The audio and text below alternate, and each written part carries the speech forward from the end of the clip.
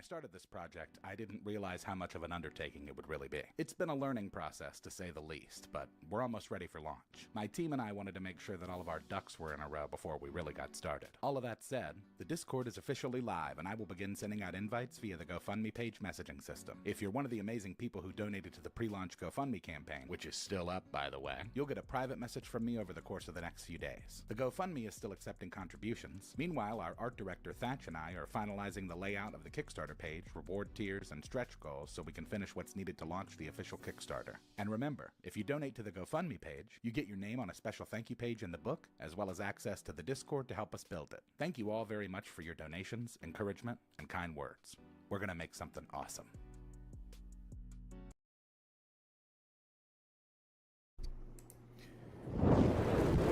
Good evening, ladies and gentlemen. Welcome in. This is Rogue Bard Advice, a D&D TTRPG, sports, everything, and whatever you want nerdcast. We do a little bit of archaeology talk. We do a little bit of history talk. We do a little bit of D&D TTRPG talk. I am your host, Captain Bartholomew Bones McCoy, or the Pirate Archaeologist, or the Rogue Thief Pirate Archaeologist, or sometimes just Chris. I'd like to take this time to welcome everybody in by name. Kirk, Kevin, Ron, Ruby, Yokai, the Pirate Wife is in, Jim is in. Welcome in, Jim. We have a lot to discuss and talk about tonight.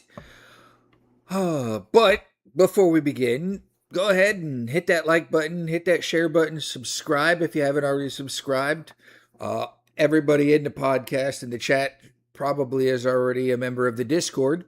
So if you're not, please join the Discord. We have fun. We have after hours fun where we take discussions from the podcast and discuss them even more. Sometimes we just rag on each other for unpainted minis. Or we just have fun. We have a cooking channel on there where Yokai gives us all of their recipes. Well, not gives us the recipes, but they post the pictures of the recipes and all the good foods.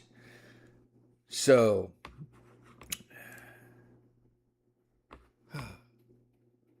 how is everybody's week? My week is going good. Or my week went well.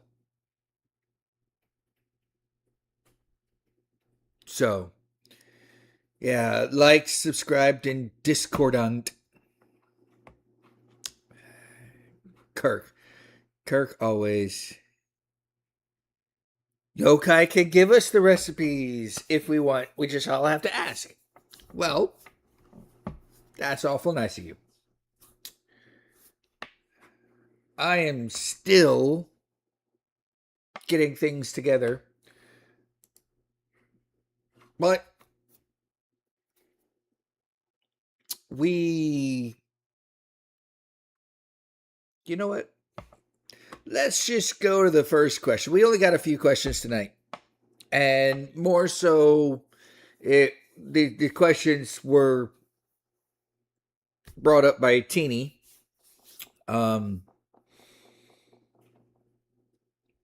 She asked some questions about Bodden Lake and the archaeology site that's right around the corner from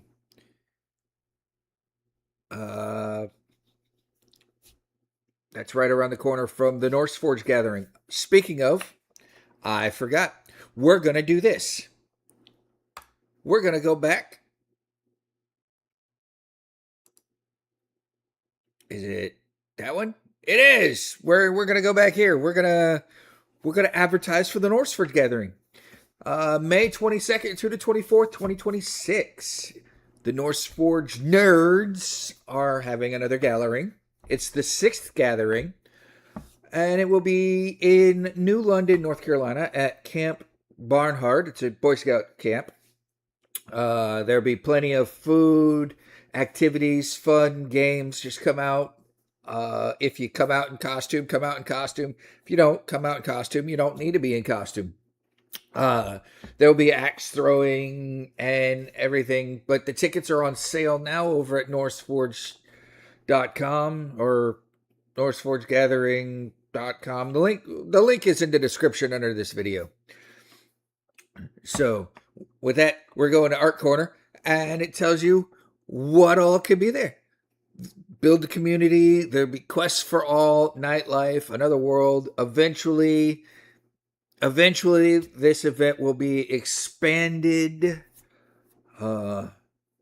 The proprietors want to make it a 365 day a week or 365 day a year thing.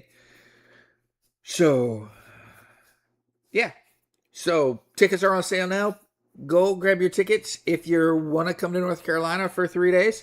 If you want to come to North Carolina for a day, day tickets are cheap. They're like $26.50 a piece. So yeah, there you go. With that being said,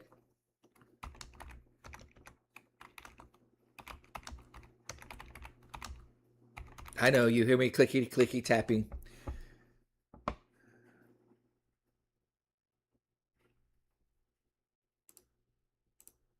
I'm just going to go to this. I am still looking for an answer for Kirk. Because there you go. There you go. We have answers now.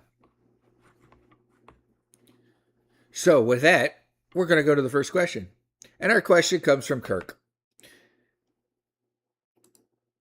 And that question is, pirates and their treasure maps are famous. But what is the first known map of geographic features, not counting star maps, etc.? And if there were any, what is the oldest known X marks a spot treasure map? And thank you for that. I don't know what pirate treasure the pirate wife is talking about, because she doesn't know where all my treasures are at. And Kevin asked, will there be any dwarf throwing or just axes? So there is no dwarf throwing, though we do have a couple people who would be classified as dwarfs. There is no dwarf throwing. But the axe throwing, and this is going back to the Norseforged gathering thing.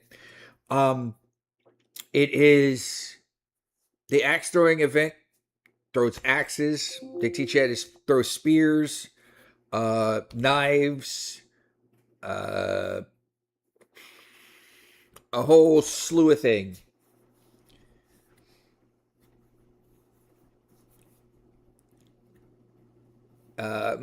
Pirate wife says if they're throwing dwarves, she's there. Yeah, spears. Like good spears. Like 4.5, 5 foot long spears. Though you're only throwing them maybe 15 feet, because they got this thing on a trailer. It's got a cage over it so the stuff doesn't fall out and fly away. But yeah, it's just a toss game. There will be no archery because we can't regulate that.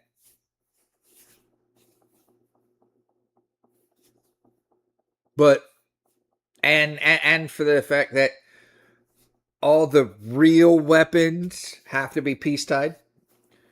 And all the weapons that are there for the gladiatorial fights are all like foam. Turns out a real spear is heavy enough. It's hard to get any distance with it, hence javelins. Yeah, pretty much. Pretty much. But back to the question. We are 12 minutes in. We have 3 questions? 4 questions? 4 questions. I split Teeny's questions up into 3. So yeah, 4 questions tonight, and still no deadly dungeon because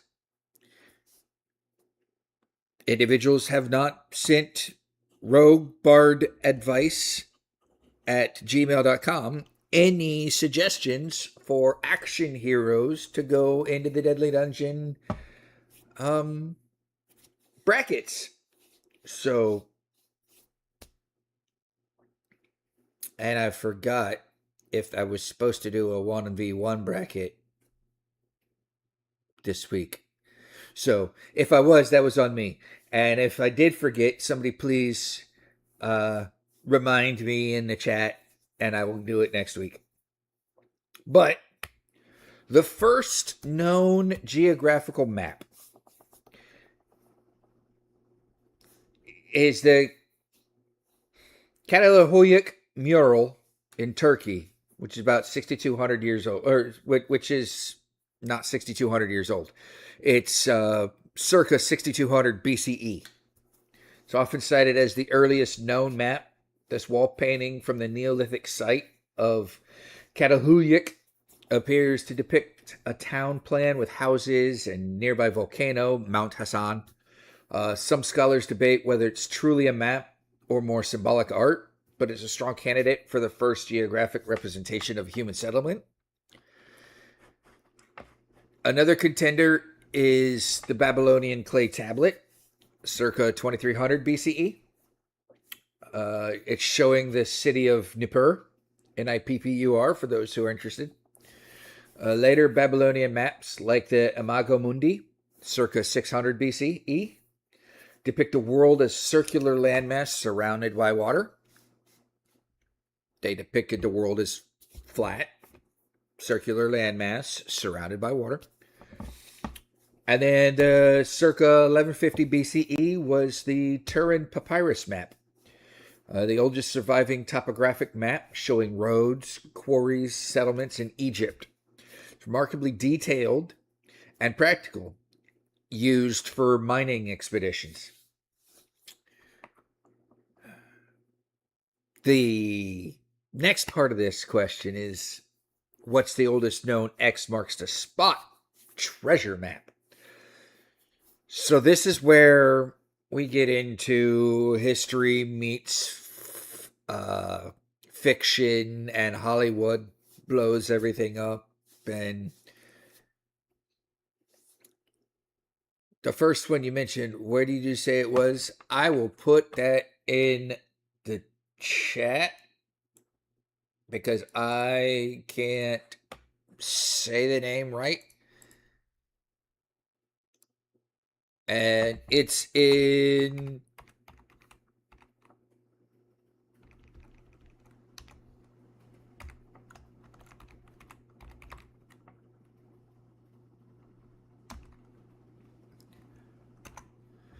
there you go. Cartoon characters. We could do cartoon characters, Pirate Wifey. We just need them. We just need a lot of them. And it depends. Marvin the Martian depends whether or not he has his plutonium-239. Yeah, I spelled turkey the correct way, not the Turkey.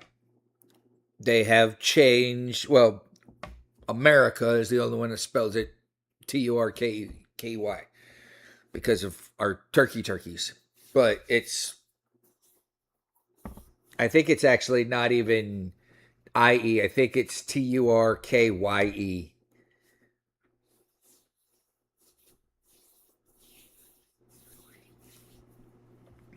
But so back to the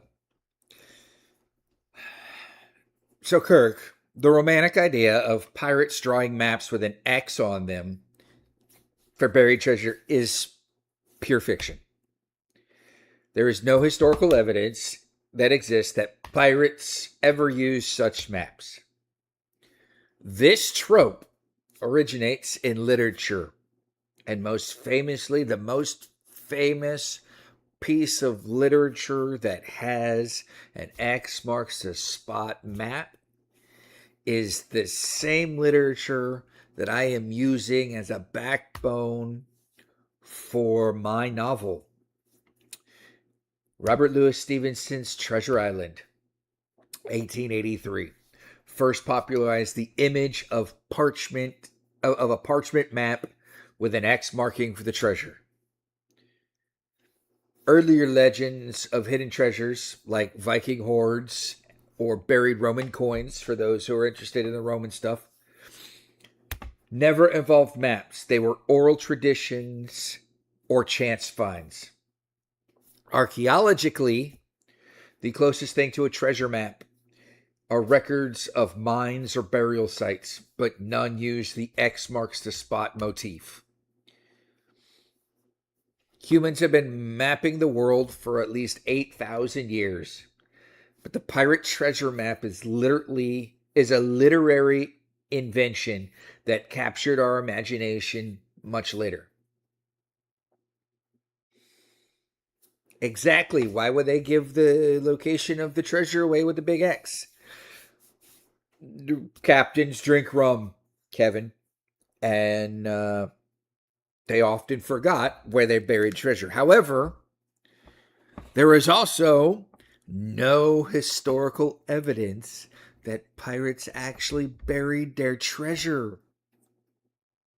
None. That's also a literary work of fiction. Now, for our Canadian friends, yes, there is tale that Blackbeard went up there to Oak Island and buried some treasure up there. But there's no evidence.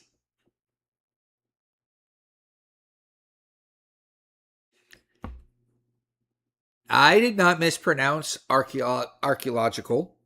I said archaeologically.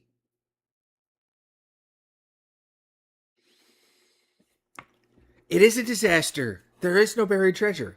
However, there is a difference between buried and sunken. There is plenty of sunken treasure still out there, albeit still owned by the flag of the ship that sank. Like, you go off the coast of Florida or Colombia, where the earlier this year last year they found the treasure ship off the coast of Colombia. Still owned. It's still claimed because it's a Spanish ship. Spain holds rights to the treasure that's on that ship. Granted, all of that treasure was stolen from the people of Colombia and Peru and the countries down there in South America, and was being brought back to Spain. But it's still owned by the Spanish, or it's still claimed by the Spanish. Just like every pirate ship, or not pirate ship, but treasure fleet ship that sunk off the coast of Florida, on any of the coast, still claimed by Spain or Portugal or whoever was flagging the ship. There's a ship that was sunk in Egyptian territorial waters in World War II. It's called the HMS Thistlegorm. It's a British ship, flagged British. Yet, because it was sunk in Egyptian territorial waters, Egypt lays claim to that boat. Even though it's not an Egyptian boat, Egypt lays claim to it. And a lot of countries do that within their territorial waters, regardless who the ship was flagged under. So while Spain still claims the treasure on the ship, Colombia also is claiming the treasure on the ship because it's in their territorial waters. There's still found coins in digs in Europe, like in England, though I don't know if that counts as pirate treasure. I think it's just regular currency. No, it's not pirate treasure. It's not pirate treasure. About time Egypt takes something from the British. So, on that note, Kirk, I'm glad you brought that up because Egypt is getting back all of their cultural resources that other countries have taken and put into their museums. They have been requesting it back, and the other museums are acquiescing to their requests. That means yes. And giving the treasure back. Well, not the treasure, but giving the cultural resources back. A lot of countries are doing that with a lot of other countries, and it's not just Egypt. You got countries in Africa that are asking for their cultural resources back from the British Museum, from the Dutch Museum, from all these museums worldwide. So, yeah, it's happening. But with maritime law and maritime stuff, it's a little different. Outside of territorial waters, 12 miles, I think it is. 10 or 12 miles offshore is actually international waters. It's a finders keep it kind of thing. The maritime law absolutely says finders keepers in it, word for word. I would not tell a lie. At least on here. So, but I hope you got something out of that, Kirk, and I hope that was informative for you. There is no X marks the spot. Archaeologists don't find or don't use maps to find buried treasure. No matter what Dr. Jones says.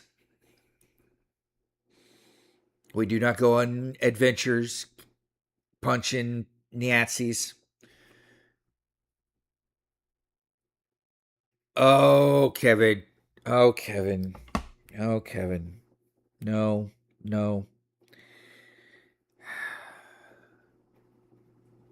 That's so much to unpack, Kevin. And we've discussed that in previous episodes. I remember watching a special on PBS about Oak Island 40 years ago. Found it fascinating. Jip, they've been looking at Oak Island. I remember reading an article in the paper, in National Geographic, or somewhere about Oak Island when I was a kid. And yeah, it's you think 40 years you can dig the money pit and find something, and they're just dragging it out because there's nothing there and they want clout. That's all it is. It's all it is. Like the early maps of towns, cities, honestly not shocked at a lack of X maps. Yeah, I know, Ruby. They are still digging there. But they're not going to find anything. And they have gotten in trouble. There was a production assistant who was there on site while they were filming, who dropped something into the pit that they were digging. And then, oh, we found something. Oh, look at this. It's ancient iron. Blah, blah, blah, blah. No. It's all for show. The Curse of Oak Island is all for show. It is Nova Scotia. It's not Canada. It is Nova Scotia. It's close enough to Canada. It should be Canada. But yeah, it is Nova Scotia.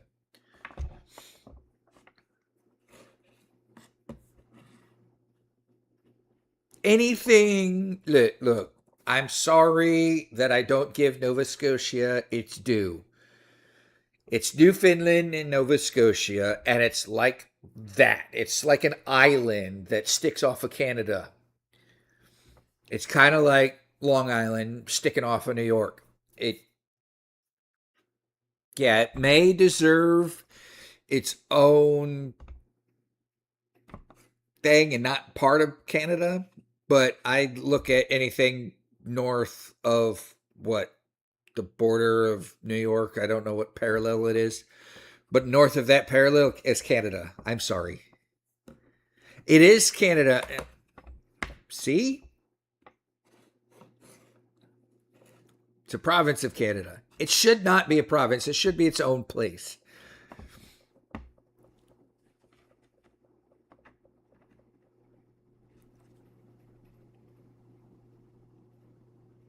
So let me ask you. So Newfoundland and Nova Scotia is a province of Canada. So as its own as like the British Columbia province and what is it?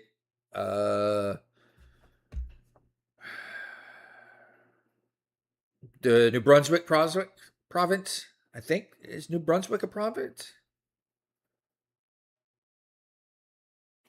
I didn't say north of the Mason-Dixon line. I said north of New York. But if you want to go there,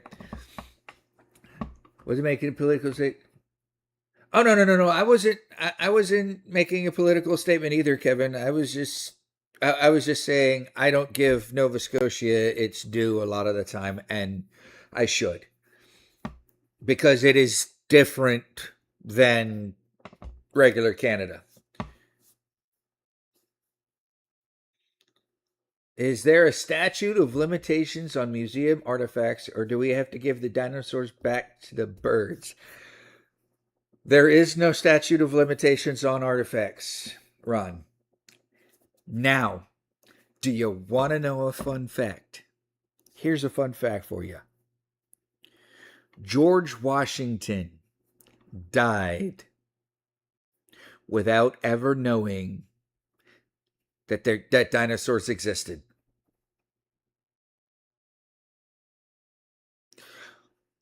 The first dinosaur excavation. Now I want to pull this up because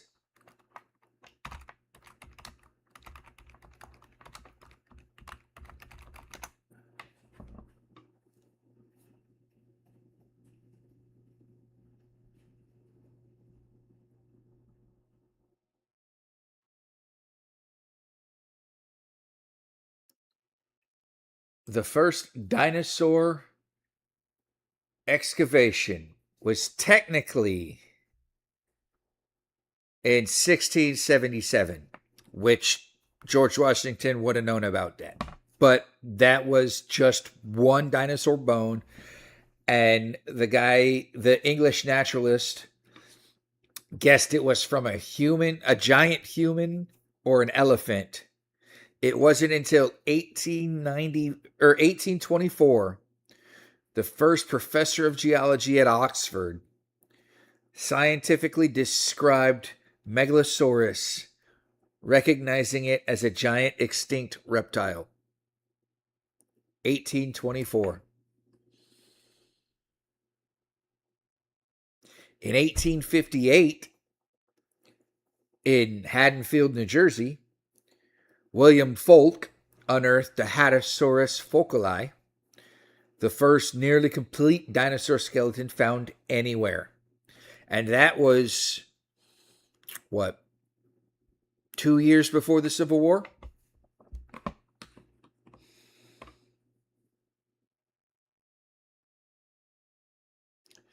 Newfoundland and Labrador was the last province to join Canada in 1947. Thank you for that, Ruby. Dad was born in Sydney, Cape Breton. Nova Scotia in 1936. His mom immigrated to Nova Scotia in 1924 from Newfoundland and Labrador. Awesome. That's interesting. But yeah, so there's your fun fact, Ron. The first, I'm going to say the first 11 presidents didn't know dinosaurs existed.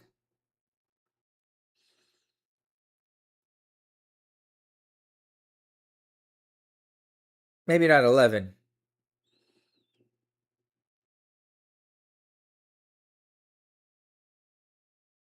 Maybe 8 to 10. The first 8 to 10 presidents didn't know dinosaurs existed.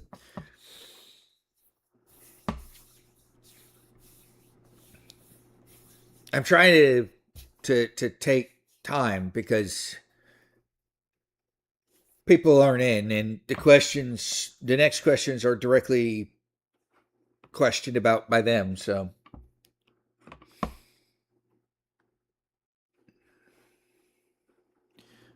you don't think the early U.S. president knew anything of Chinese digs or lore?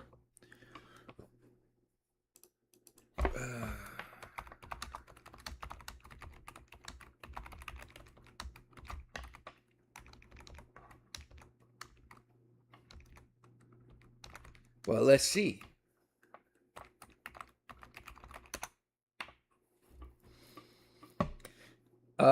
The first modern archaeological excavation in China was the Yangshao village in 1921.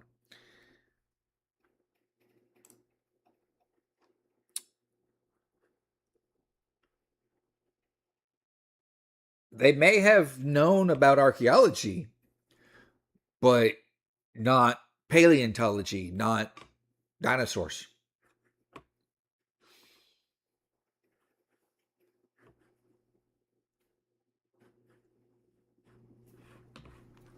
I have not ever heard that, Kevin.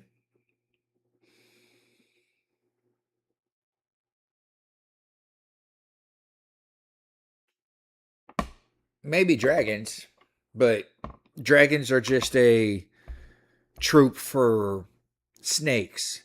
Now you could see that motif, well, not a trope, motif. You could see that motif in every culture, from the Native American cultures, the Chinese cultures, the Peruvian cultures, uh, Ecuadorian ancient cultures. All of them had something of a winged serpent or a feathered serpent or some sort of serpent as a motif.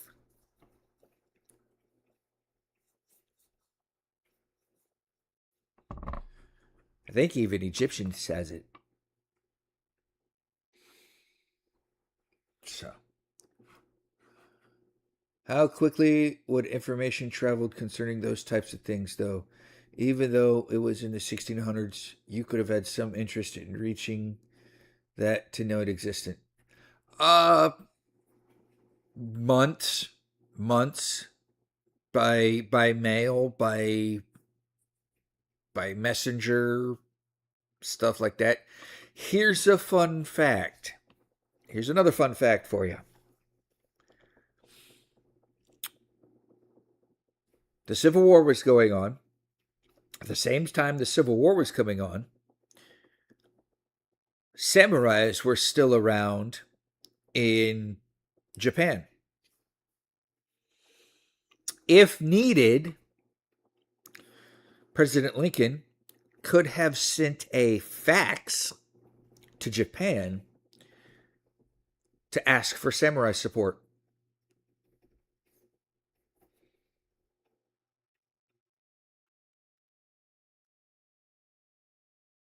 In the 1860s, you could have sent a fax to Japan to ask for samurai support.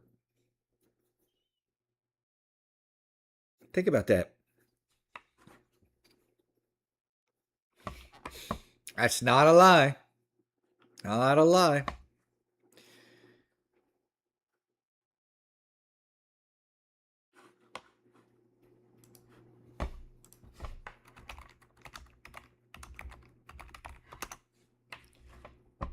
The first fax machine or electric printing telegraph was invented by Scottish physicist and clockmaker Alexander Bain in 1843.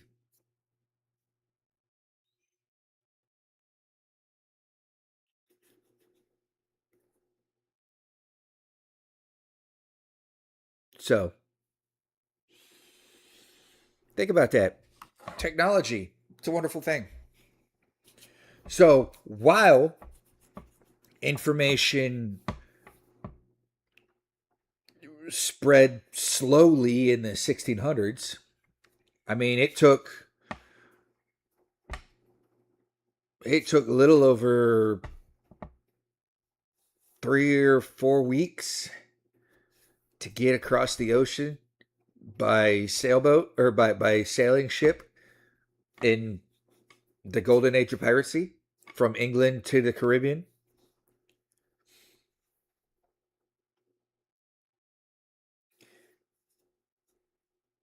It's okay. You don't need a citation. We'll figure it out eventually. Just put it in the Discord. But yeah, no. So you're thinking about if you got a missive or a message that you want from the King of England to Nassau Town in the Bahamas, it's going to take a month to get there. There's Teeny. Teeny, we have been waiting to progress to the second question for you because the second question is yours. So welcome in. We're just going over this and we're just talking right now. But I did not see the time. See, Kirk, when you ask a good question that provokes other questions, I answer those other questions right on the spot and we burn time. It's now 10:40. We have achieved, Teeny. Don't be sorry. Do not be sorry, Teeny. I know life happens. And I'm glad you got to see one of my good friends, Devin, at the board teachers comedian show. He is actually a good friend of mine. We did, like I was telling you the other day, we did go to high school together. We did grow up together, sort of. But yeah, we graduated from the same high school together at the same time. Same time. But yeah, I did not have his Instagram. I have his Facebook and I have his TikTok, but I did not have his Instagram. So thank you for that. Oh, Devin's funny. You should have seen him when he first started out in the comedy stuff. And then he's just gotten so much better. He got so much better. So, but I'm glad you got to see him. I haven't gotten a chance to see him in concert yet. So, but that's on me. But anyway, let's move on to question 2, everybody. Because the question 2 is why we're here tonight. And question 2 is not really a question, just the desolation of the town of Whitney and the creation of Bodden Lake. Now, if you don't know, Bodden Lake is the lake that is right there at Camp Barnhart in North Carolina. It was created out of a dam. It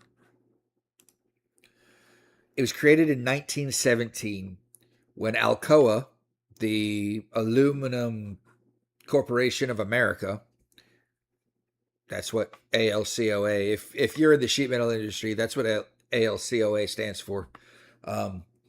They dammed the Yakima or the Yakden River to power the aluminum plant, and the town of Bodden grew, and it grew as a company town.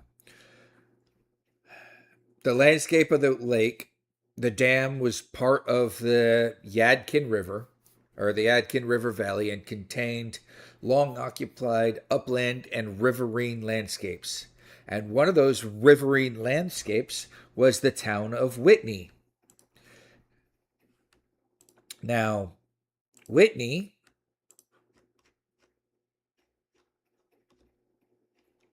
I got to get down to it.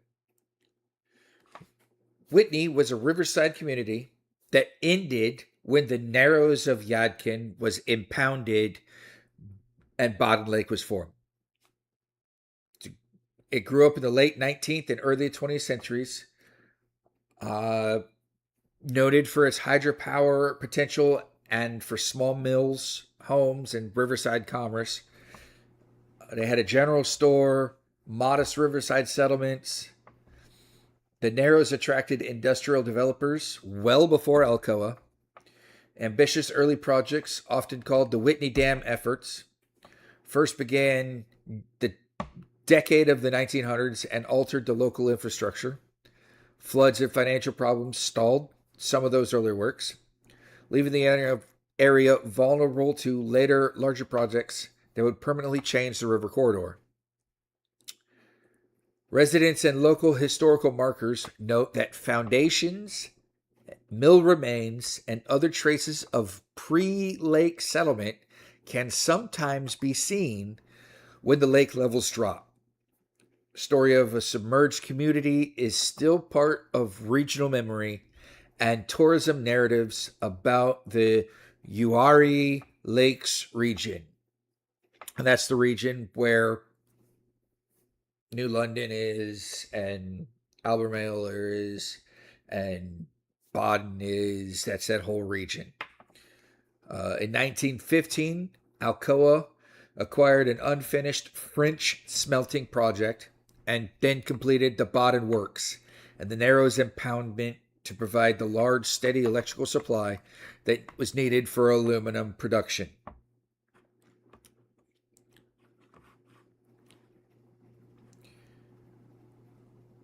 Once they built the dam for that hydroelectric power, they flooded that area. They got everybody out. They flooded the area. So there is still remnants of the town of Whitney underneath Bodden Lake. That's one. That's one. The second part of it is the last flight of Second Lieutenant Charles McDaniel, U.S. Marine Corps, and Ensign John Earl Withrow, United States Navy Reserve. Now, you might notice Second Lieutenant and Ensign, right? Technically the same rank. Marine Corps uses Second Lieutenant as their lowest ranking officer. Navy uses Ensign as their lowest ranking officer. On January, I think it's January. No, on June 8th, 1944, a Navy B-25, which is basically the Army's B-25 Mitchell, it was a PBJ-1H bomber, crashed into Bodden Lake in North Carolina. It was being ferried to Cherry Point when it stopped near Charlotte, and the pilot visited his wife.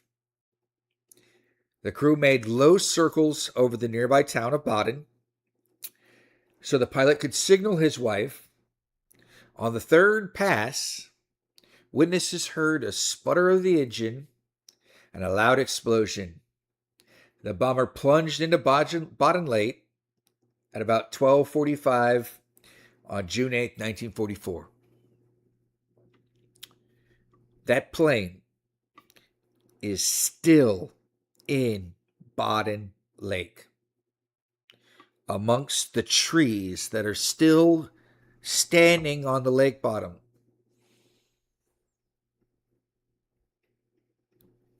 The two individuals, the pilot and the co-pilot, their remains are still in the lake.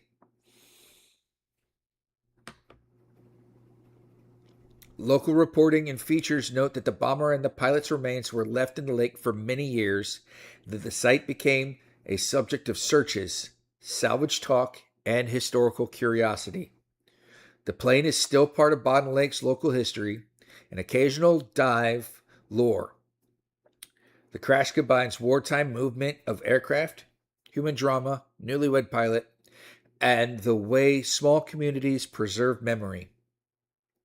A mix of documented detail and enduring rumor that keeps the Baden bomber story alive. So yeah, it was this newly married second lieutenant, Charles McDaniel, wanted to show off for his wife, who just happened to be at the top of the hill, who lived at the top of the hill on the lake. She was outside and she witnessed her husband crash into the lake.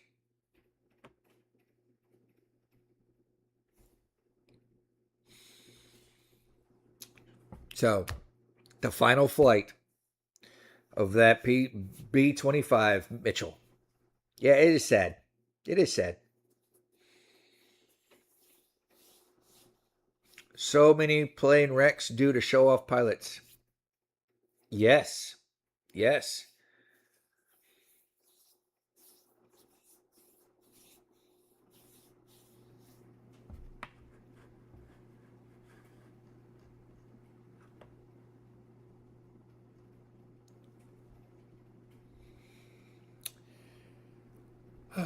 Now, after the war, during the war, it was not uncommon for second lieutenants to be pilots of an aircraft. But after the war and after procedural changes and more complex aircraft, you won't find a pilot of a aircraft that's less than a captain now, I think. I may be wrong about that.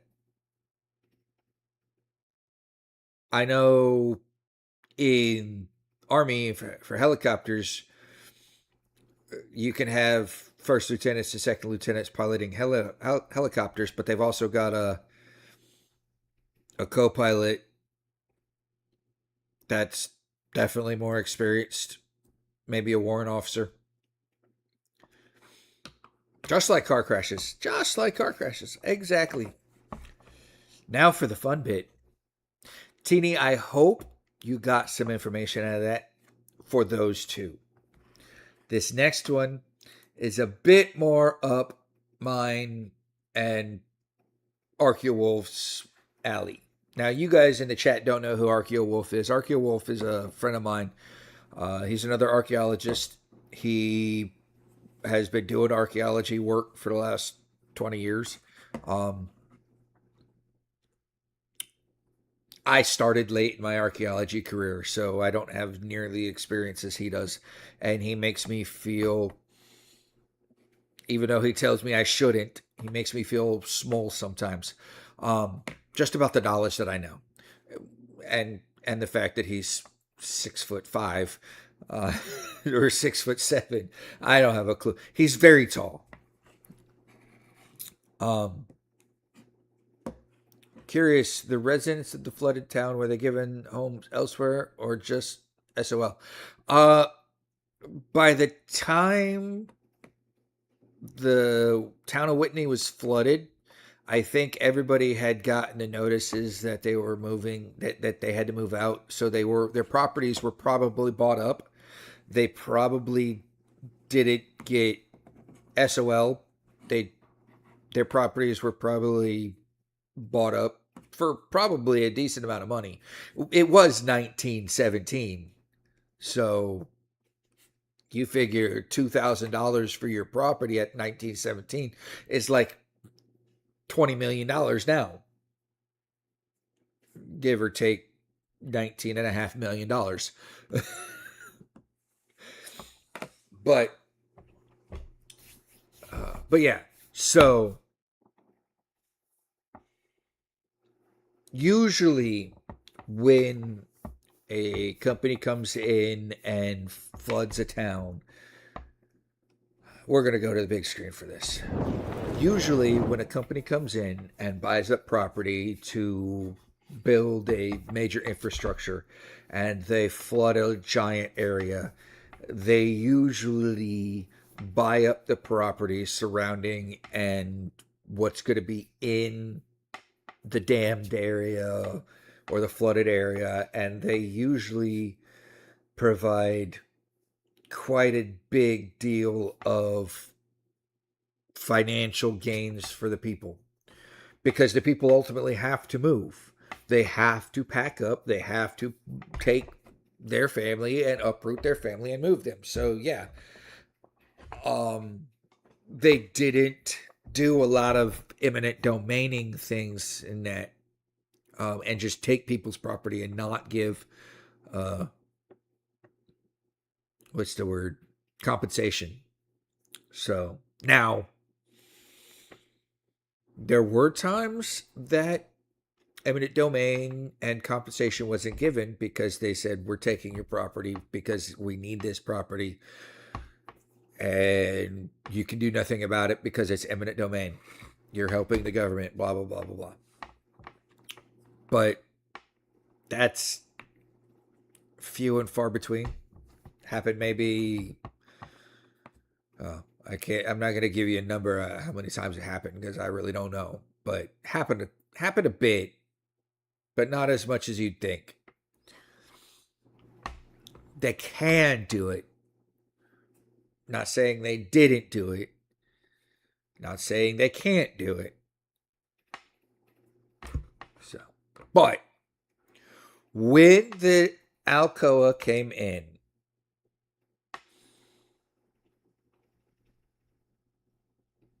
the 1917s, and they were doing excavation work or survey work around the area. 15 years later, 1930, a local collector, Herbert Dorschuk, started excavating with archaeologist Geoffrey Coe and found Paleo-Indian deposits and early archaic deposits in and around Bodden Lake, on an island that on a tall island that used to be a mountain before Bodden Lake was flooded, or a large hill, for those of you who know what the mountains look like. There was a ridge above the Yadkin River that local residents had noticed dense scatter of stone tools. An electrical engineer working for COA, or COA, the Carolina Aluminum Company, wrote about the location in 1938.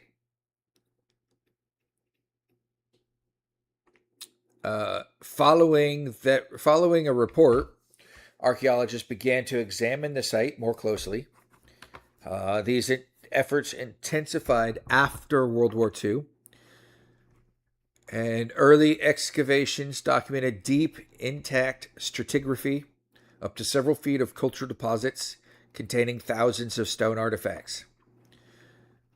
Projectile points, debitage, which are stone working waste, and other tool forms that signaled long-term repeated use of this location as manufacturing and habitation. Local outreach and later public programs have emphasized the site's importance to understanding the early inhabitants of the Carolina Piedmont. As artifacts were recovered, they were studied in university labs and museum collections. Researchers determined technological sequences and changes in point styles through time, using the Hardaway sequence as a regional reference for the Paleo-Indian through early archaic transition. Excavation reports and museum exhibits have highlighted engraved slate pieces and other unusual finds that suggest both intensive tool production and symbolic behavior at the site. Among the most significant discoveries tied to the site's early reporting and subsequent collecting were Clovis-like or fluted points. Now, Clovis, for the longest time, Clovis points and the Clovis time period was the this was the first time that humans were in North America, kind of thing. We have since said no. There are settlements and stuff that predate Clovis. Now, Clovis is named for Clovis, New Mexico. And the points, the projectile points that were found in Clovis are called Clovis points. And a lot of pre-archaeologists, or not pre-archaeologists, archaeologists who came before me,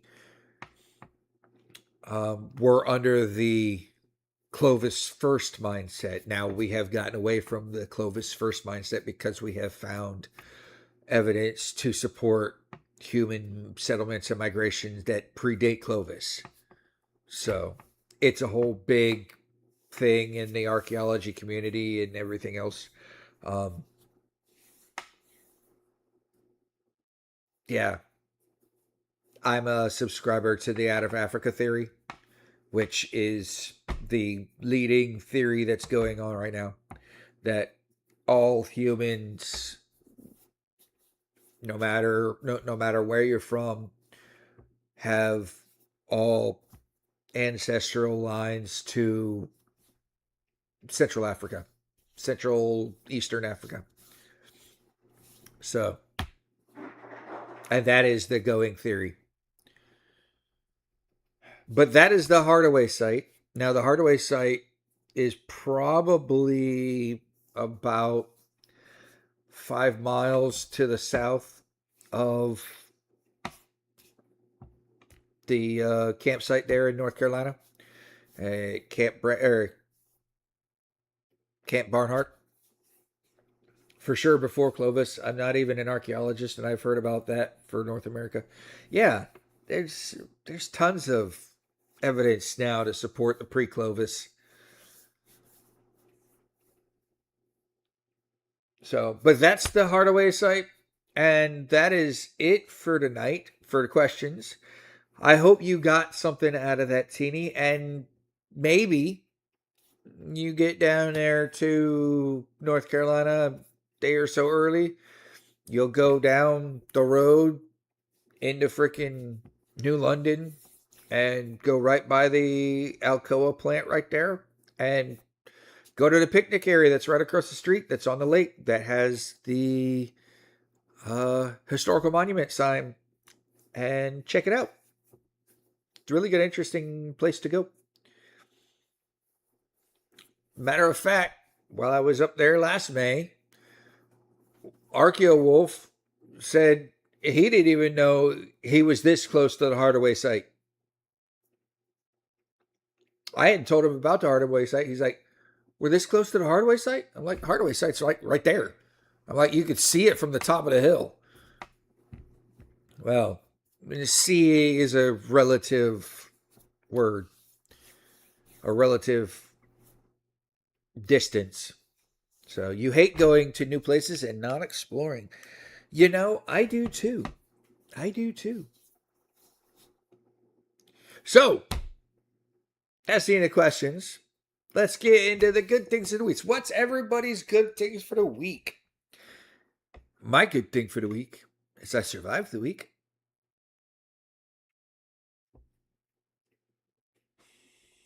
They came in today and they changed out light bulbs that had burnt out in my bathroom. So I'm not getting a headache every time I go in there, and I got one light bulb that's trying to light with flashing. Oh, yeah. I've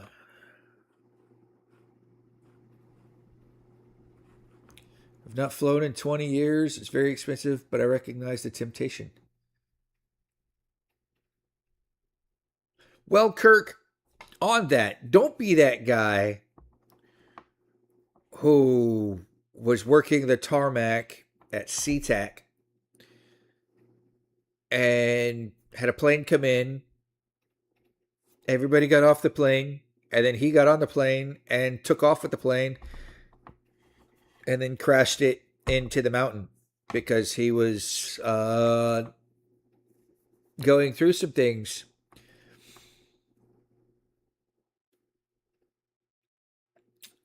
Don't get me started. Tini flew through Hawaii, South Korea, and Tokyo, Japan, and didn't get to explore at all. I flew to Shannon, Ireland, and didn't get to explore.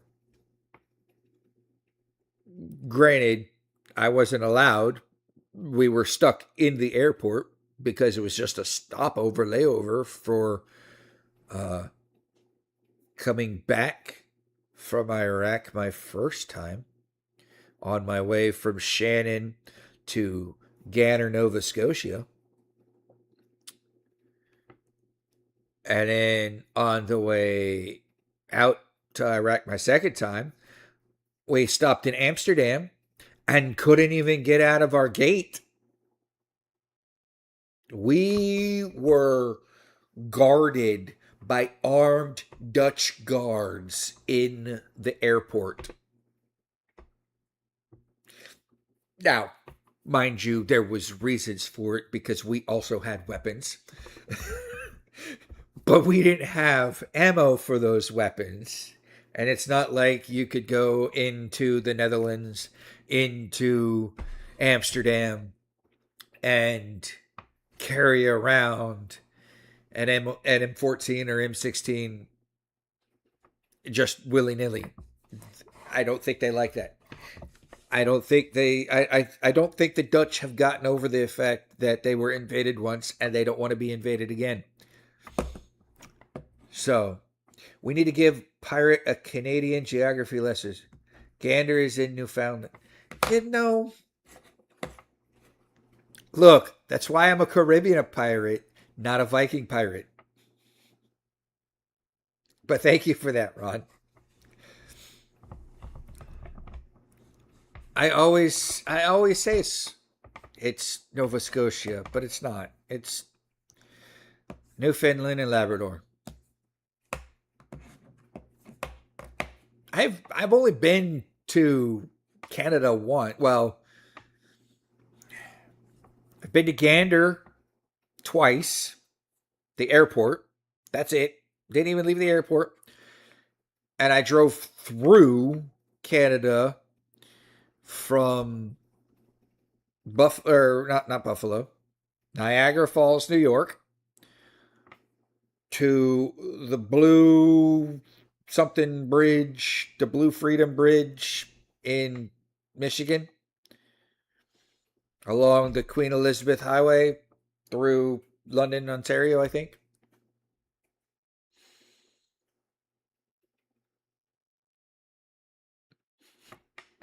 Gander is your favorite.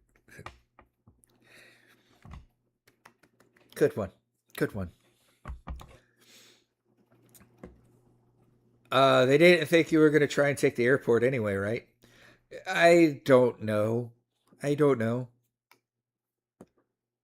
let Ron get you down, Chris. I didn't even know there were people in Canada more than 80 miles from the border until recently. Look, I know there are people up near the Arctic because you got ice road truckers that are crazy and will drive 18-wheelers across a frozen lake that may or may not be safe enough for them to drive over.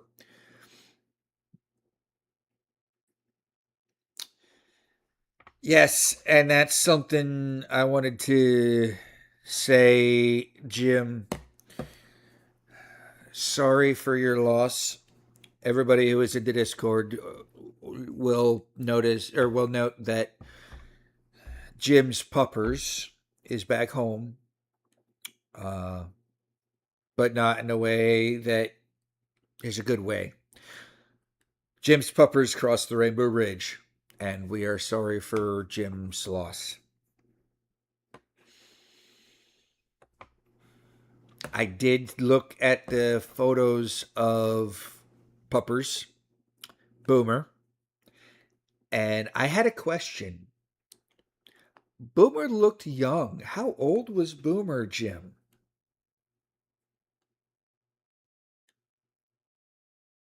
Because he looked still a puppy. Didn't look like he should have. He was 10. Okay. My Nymphadora and my Zoe were 12 and 13 or 13 and 14. Golden Retriever Chow Chow mix. That's sad. Yeah, Zoe and Nymphadora. Nymphadora was a Maltese, and Zoe was a Dandy Denmont Terrier Schnauzer mix. So, but sorry for your loss, Jim. I know it's hard.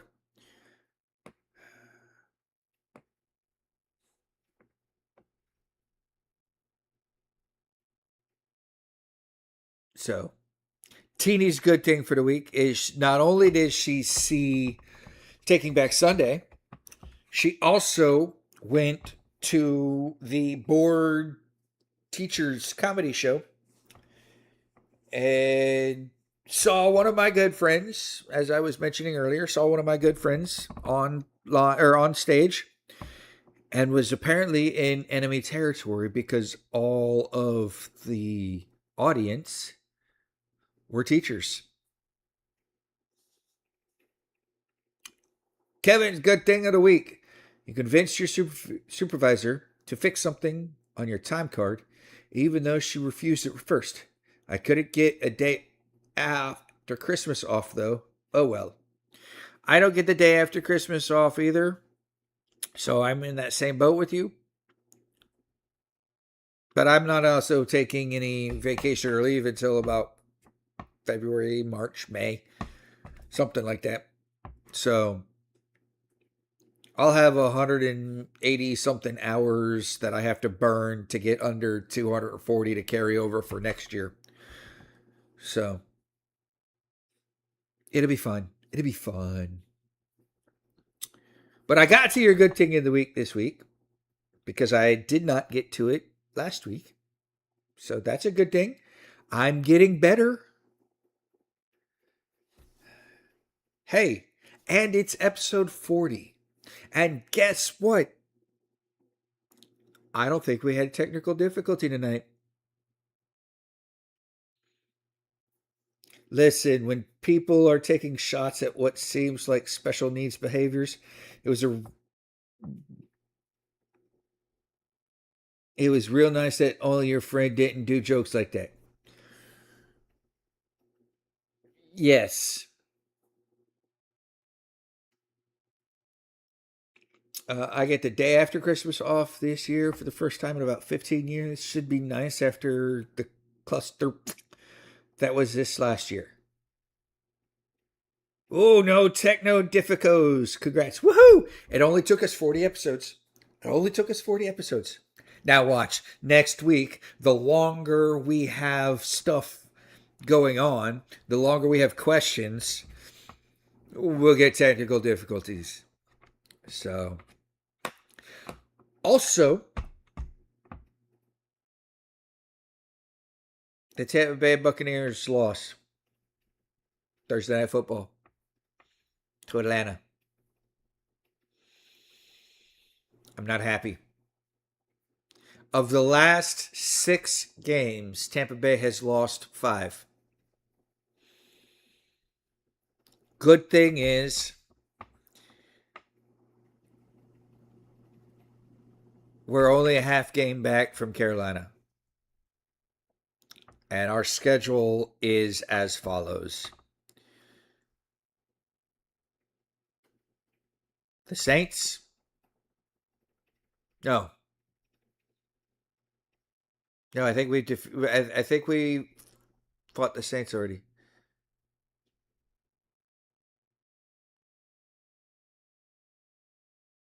16, 17, 8, because this is week 15. It's Carolina, Miami, Carolina. And we only got to beat Carolina once. We got to beat Miami, and we're back on the top of the NFC South. Better thing, not for me, but for our Bard father, the Jacksonville Jaguars are on top of their division. Surprisingly, he is ecstatic, by the way. 42 is the answer already. Maybe explore that question. Oh, wait. Is 42 going to explain answers to everything? I'm worried saying that jinxed us tonight. No, it's not going to jinx us. And 42 happens in 2 weeks. Or does it? Because what is 2 weeks from now? 2 weeks from now is the 26th, which is 2 days after Christmas. I'm gonna push this out there right now into the chat. Do y'all want an episode 2 days after Christmas? Or do you guys want to wind down and we'll do a New Year's episode?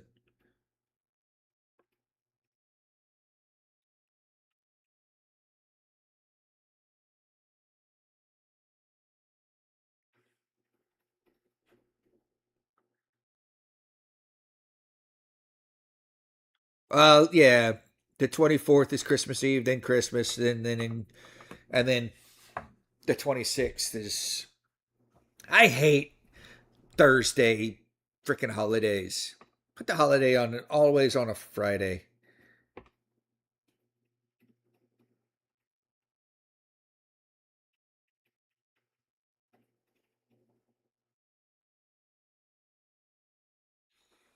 Every holiday. Don't matter what the date is, put it on a Friday. Give it a 4-day weekend. Friday and then Monday, or Thursday and then come back to work on a Monday. I mean, that would work for holidays like July 4th. But you don't need July 4th. You can just have it Independence Day and just put it on the first or second Friday of freaking July.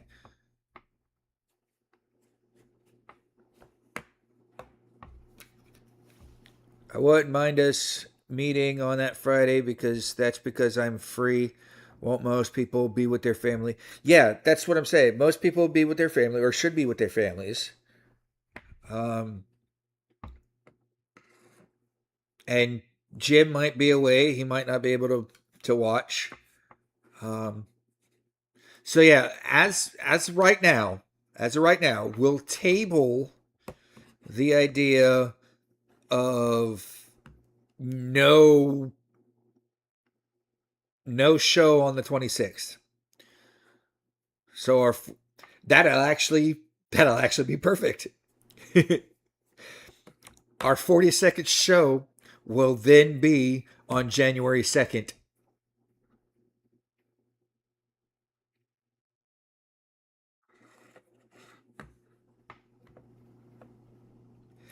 Santa will probably bring you, now that you've painted minis and photos, or it didn't happen.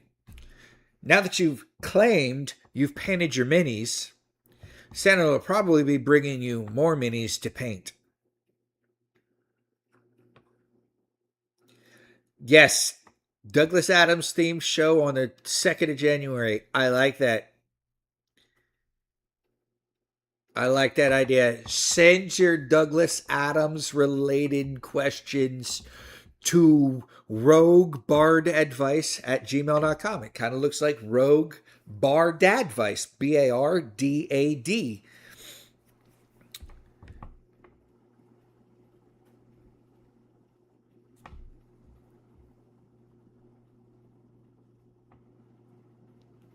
Yeah, I'm just trying to think if I was spelling it right. Yeah. So, with that being said, ooh, Ruby has temporary tattoos that are colorable. Nice. I just ordered on painting the skulls into sleep token masks. Will I do it? They are still blank. Ooh, are you getting blank skull shame? Who knows? Kirk's finally on Santa's nightless lap. I love it. We will see everybody again next week. We are getting to that time of at the end of the show. And with that, I would like to say thanks everybody for showing up tonight and spending this hour and 15 minutes with me, or hour and 20 minutes with me. We will be back next week at the same time, same Bard time, same Rogue Bard channel. Please, as always, send your questions to roguebardadvice@gmail.com. You see it on your screen. It's also linked in the description of this video below. As well as the GoFundMe for the Florida Man RPG, the website for the Norseforged Gathering, the website for the tickets for the Norseforged Gathering 6. If you want to help out the stream, go ahead and help out the stream.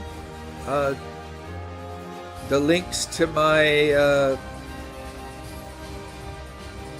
my Cashapp, my PayPal, Venmo are down there. I will never ask for you guys to do anything with the stream. If you guys want, you guys can. It's fine. I do this for the love of the game and not for the money. So with that, please don't forget to share, like, subscribe, bring people in. We like to have more people. So with that being said, as always, take what you can, give nothing back, and remember the pirate's code. He who gets behind gets left behind. With that, I bid you all adieu, and we will see you next week. Same Rogue Bard time, same Rogue Bard channel.